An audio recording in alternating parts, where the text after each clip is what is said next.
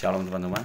Pada saat pagi hari ini saya akan bagi renungan firman Tuhan yang sudah saya baca dari renungan Mana Surgawi edisi seminggu bersama Gedalia bin Ahikam, pemimpin boneka. 2 Raja-Raja 25 ayat 22. Sama-sama kita baca.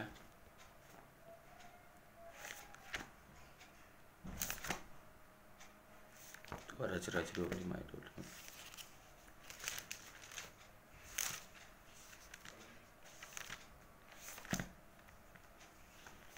Raja-Raja 25 ayat 22. Kini firman Tuhan. Tentang rakyat yang masih tinggal di tanah Yehuda yang ditinggalkan oleh Nebukadnezar, Raja Babel, diangkatnya lah atas mereka Gedalia bin Ahikam bin Safan. Pemimpin boneka. Pemimpin boneka adalah orang yang secara resmi diakui sebagai pemimpin sebuah negara atau wilayah, namun secara de facto dikendalikan oleh pemimpin negara lain yang menguasai atau yang sebelumnya menguasai negara atau wilayah tersebut. Pemimpin boneka harus menjalankan kebijakan pemimpin yang mengendalikannya.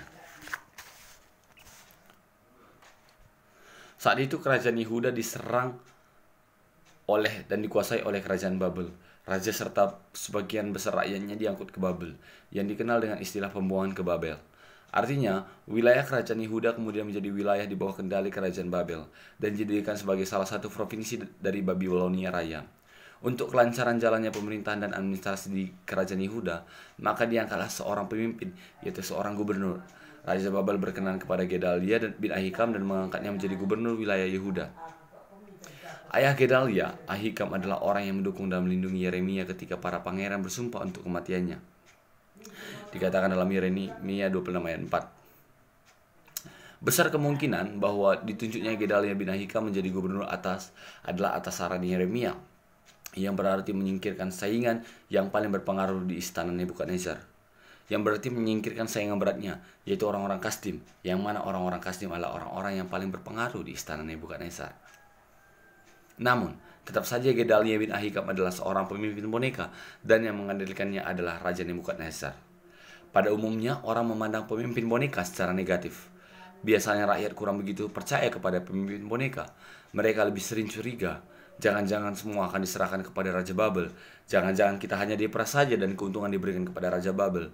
Demikian kira-kira pendapat rakyat. Namun pertanyaannya adalah, kalau tidak ada pemimpin, apa bisa menjadi lebih baik?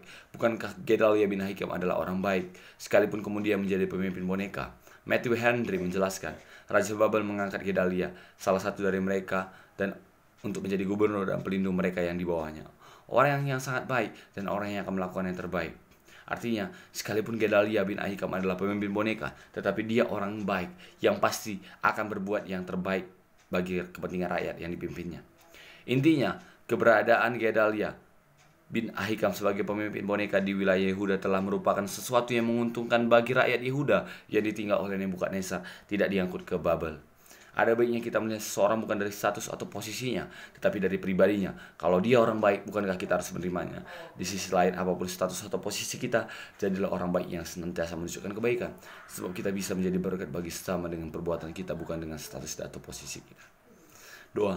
Bapa, apapun status atau posisi yang Engkau izinkan aku tempati, mampukan aku untuk tetap menjadi berkat bagi sesama melalui perbuatanku.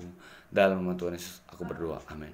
Dari perbuatan baik itulah orang lain akan merasakan berkat, bukan dari posisi kita. Amsal 1 ayat 7 berkata, takut akan Tuhan adalah permulaan pengetahuan, tetapi orang bodoh menghina hikmat dan didikan. The fear of the Lord is the beginning of knowledge, but fools despise of knowledge, but fool despise wisdom and instruction. Kuan-kuanan 1 ayat 7, guna datkan pemerintah si pemenana silaba cilalit ibas kala ema Muhammad dengan kemalangan Tuhan kala lengai langit darami pemerintah. Jadi inilah yang bisa saya sampaikan teman-teman, di mana ada dua contoh. Yang pertama Gedalia. Jangan pernah kita lihat orang dari status atau posisinya, tapi lihatlah dari bagaimana sikapnya kepada kita. Karena dari perbuatannya lah kita bisa menilainya. Dan juga Amsal 1:7 tanpa ini bisa teman-teman lihat link bio Instagramku, aku tulis Proverbs 1 part 7. Karena aku memang pegang ayat ini gitu. Tanpa Tuhan kita tidak ada apa-apa. Ini bisa saya sampaikan, kiranya Tuhan Yesus memberkati teman-teman. God bless.